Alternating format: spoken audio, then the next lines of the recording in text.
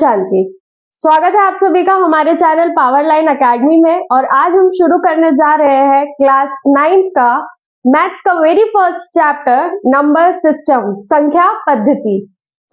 इसके क्वेश्चन पे डायरेक्ट जाने की जरूरत नहीं है। सबसे पहले हम समझेंगे कि हमारे जो मैथ्स में नंबर्स किस टाइप से डिवाइडेड है, मतलब किस प्रकार की संख्याएं हमें देखने के लिए मिलती है।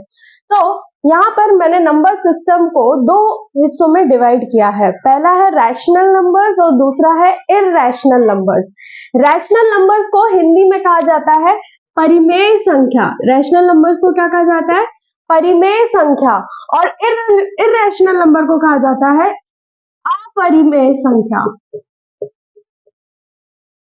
तो रैशनल नंबर्स को हिंदी में कहा जाता है परिमेय संख्या और इररैशनल नंबर्स को कहा जाता है अपरिमेय संख्या। रैशनल नंबर्स को समझने से पहले आपको ये समझ लेना जरूरी है कि रैशनल नंबर्स में किन किन नंबर्स को लिया जाता है। तो पहला जो रैशनल नंबर्स में लिए जाते हैं वो है नेचुरल नंबर्स। नेचुरल नंबर्स इन्हें कहा जाता है प्राकृत संख्या या प्राकृतिक संख्याएं। नेचुरल नंबर्स की जो शुरुआत होती है वो है जनरली 1, 2, 3 से लेके इनफाइनाइट अनगिनत तक जाते हैं। नेचुरल नंबर्स जिन्हें हिंदी में कहा जाता है प्राकृत संख्याएं, इनकी शुरुआत 1 से लेके इनफाइनाइट तक जाती है। इसके बाद रैशनल नंबर्स का जो दूसरा पार्ट है वो है होल नंबर्स। होल नंबर्स की शुरुआत होती है 0 से।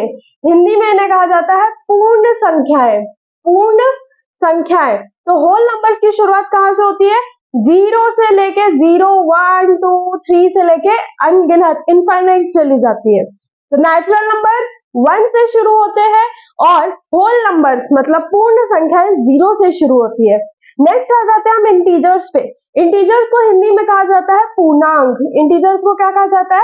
पूर्णांक कहा जाता है। जो इंटीजर्स है ये दो कैटेगरीज में डिवाइड होता है, पॉजिटिव एंड नेगेटिव। आपने देखे होंगे कुछ नंबर्स +1, +2, +3, +4 और इसी के साथ -5, -6, -7। तो जो पूर्णांक होते हैं, जो इंटीजर्स होते हैं, ये भी इनफाइनाइट तक जाते हैं, लेकिन ये पॉजिटिव मतलब धनात्मक भी हो सकते हैं या नेगेटिव मींस ऋणात्मक भी हो सकते हैं।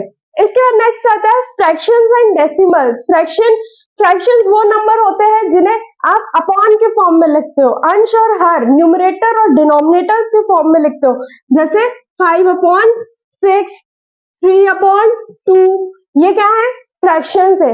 इसी के साथ डेसिमल्स भी है, वो भी क्या है? Rational numbers. कैसे? देखिए डेसिमल्स जैसे मैंने ले लिया 2.5। अब जिसका जब आप डेसिमल हटाओगे तो ये क्या नीचे आ जाएगा?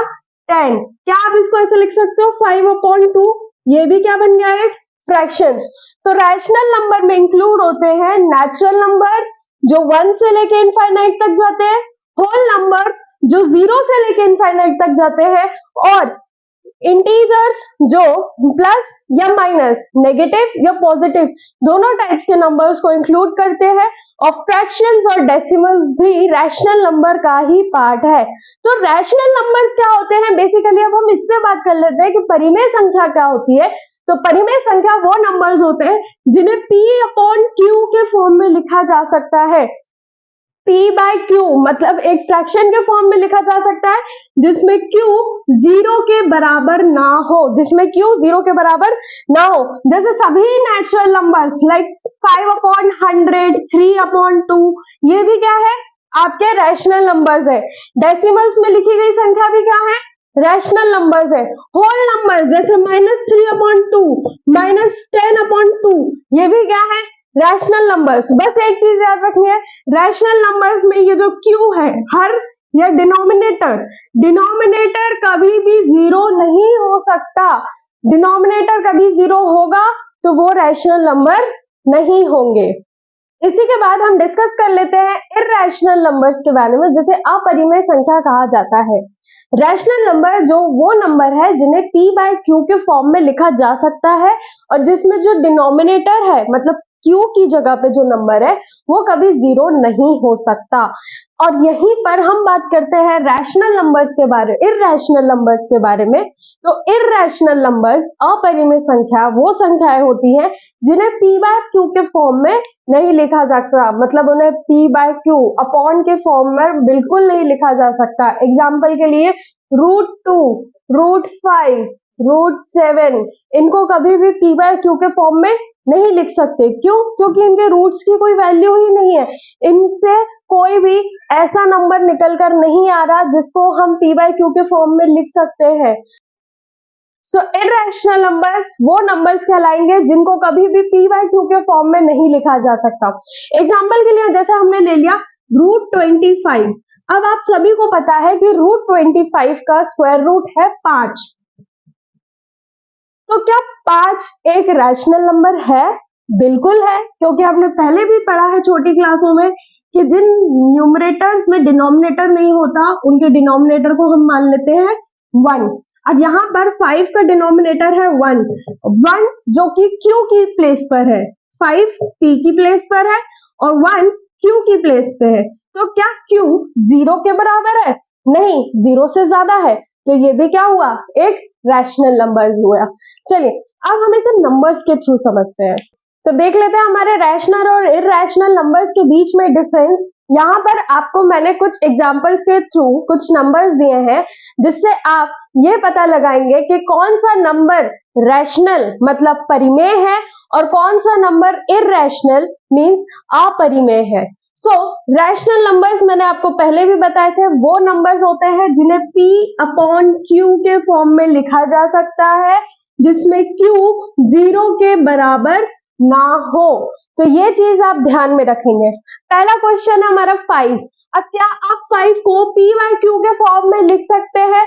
बिल्कुल लिख सकते हैं। कैसे?